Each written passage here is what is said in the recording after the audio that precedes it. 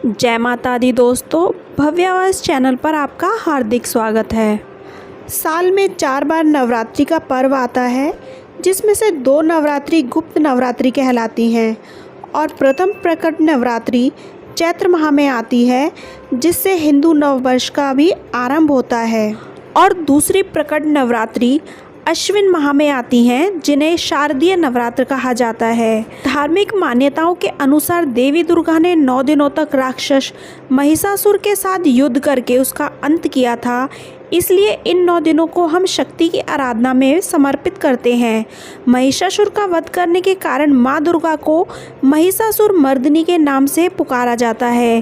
दूसरी पौराणिक कथा के अनुसार भगवान श्री राम ने 9 दिनों तक देवी जगदम्बा की आराधना करने के बाद 10वें दिन रावण का वध किया था। तभी से नवरात्रि व्रत को कार्य सिद्धि के लिए किया जाता है।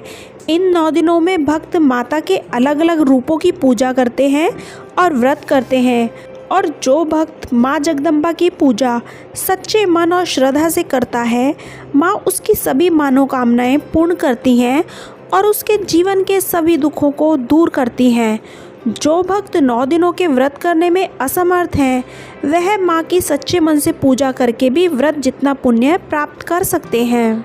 नवरात्रि तिथि का प्रारंभ 15 अक्टूबर रविवार 2023 और समापन 24 अक्टूबर मंगलवार को होगा। घट स्थापना का शुभ अभिजीत मुहूर्त 15 अक्टूबर को सुबह 11:44 से दोपहर 12:36 तक है।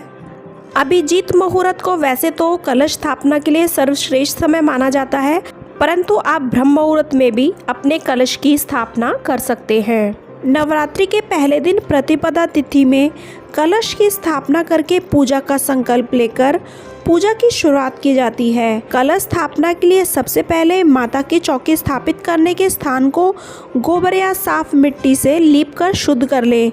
फिर इस पर गंगा जल छिड़के, चौकी पर साफ लाल रंग का वस्त्र बिछाएं और कलश स्थापित करने से पहले चावल से अष्टदल कमल बनाकर उस पर कलश की स्थापना करें। आप कलश मिट्टी, तांबे या पीतल किसी भी धातु का ले सकते हैं।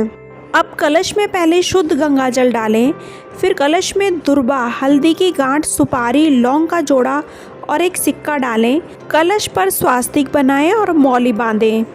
अब आम या अशोक के 5, 7, 9 या 11 पत्ते लेकर उस पर पीला चंदन और रोली का टीका लगाकर उन्हें कलश पर सजा दें। फिर नारियल पर मौली या लाल चुंदरी लपेटकर नारियल को कलश पर स्थापित करें। ध्यान रखें कि नारियल का मुख आपकी तरफ हो। इसके बाद चौकी पर माता जी की मूर्ति या तस्वीर स्थापित करें। माता के साथ साथ वहाँ पर गणेश जी की मूर्ति भी स्थापित करें। अगर मूर्ति ना हो तो एक सुपारी पर मौली लपेटकर उसे गणेश जी की जगह आप स्थापित कर सकते हैं।